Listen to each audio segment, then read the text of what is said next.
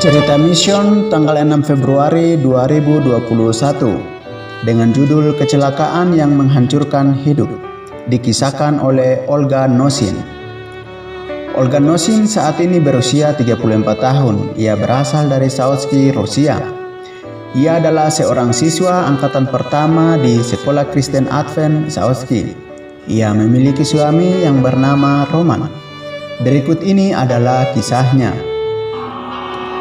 Sebuah kecelakaan mobil menggagalkan liburan Olga dan Roman di Laut Hitam. Pasangan muda itu yang baru menikah 3 tahun sedang berkendara di antara kota-kota pesisir. Ketika Roman melewatkan sebuah belokan, dia memperlambat kendaraannya dan berbalik arah di tengah jalan tersebut. Ketika ia berputar, sebuah mobil Mercedes berwarna putih datang meluncur dengan cepat di jalan raya dan menghantam sisi mobil Volkswagen-nya. Volkswagen berterputar-putar seperti tiada akhirnya. Lambat laun, mobil itu berhenti. Kaca-kaca jendela mobil hancur dan pintu-pintunya macet. Olga dan Roman memanjat keluar dari jendela yang pecah. Mereka selamat tanpa ada goresan sedikit pun, tetapi mobil itu remuk berantakan. Roman dan Olga memperhatikan mobil Mercedes itu juga hancur, namun pengemudinya baik-baik saja. Polisi datang dan menganggap Romanlah yang harus bertanggung jawab atas kecelakaan itu. Roman menutup wajah dengan tangannya. Kita akan menghabiskan beberapa tahun dari hidup kita hanya untuk membayar Mercedes, katanya. Pada saat itu Olga menyadari bahwa kecelakaan itu mengakibatkan biaya yang besar. Roman memiliki asuransi dengan anggaran minimal dan itu tidak akan bisa menutupi biaya perbaikan mobil mahal. Olga menjauh dari mobil-mobil yang rusak itu dan berjalan menuju ke kebun anggur yang ada di sisi jalan. Dia bertelut, dia berdoa, "Tuhan, bantu kami Tuhan." Perlahan dia membuka matanya dan berdiri. Mobil-mobil yang rusak itu masih tetap ada di sana. Pengemudi mobil Mercedes, Musa, berbicara dengan tegas kepada Roman. "Berikan semua dokumenmu," katanya. "Bayar dahulu perbaikan mobil ini, barulah aku akan mengembalikan dokumenmu." Roman akhirnya menyerahkan SIM-nya. Setelah polisi menyelesaikan urusan administrasi mereka, seseorang datang menjemput Musa. Roman dan Olga tidak dapat lagi melanjutkan perjalanan mereka. Sementara menunggu truk derek, mereka ke kebun anggur untuk berbicara. Memang ada ketegangan dalam hubungan mereka dalam beberapa minggu terakhir, dan sekarang mereka mulai meluapkan emosi itu. Olga tersadar bahwa mereka hampir saja bercerai. Pasangan itu saling memaafkan satu sama lain dan meminta Tuhan untuk mengampuni mereka. Malam itu Roman dan Olga tidur di tepi pantai. Pada pagi hari Musa menelpon dan mengundang mereka untuk tinggal di rumahnya. Dia punya 2 mobil dan dia mau mengantar mereka berkeliling mengurus asuransi dan dokumen hukum lainnya sepanjang minggu itu.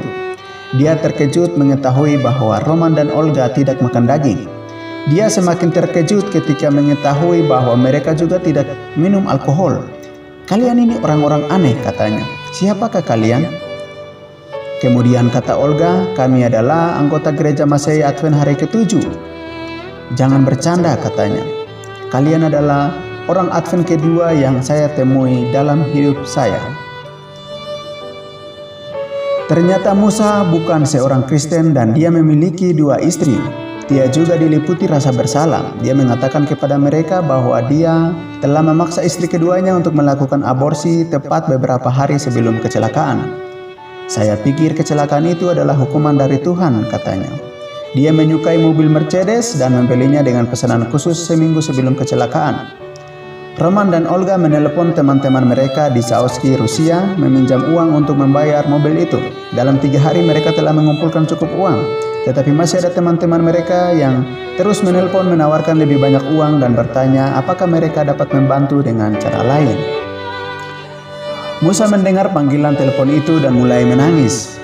"Aku kaya," katanya. "Saya punya banyak koneksi. Saya telah membantu banyak orang menghasilkan banyak uang.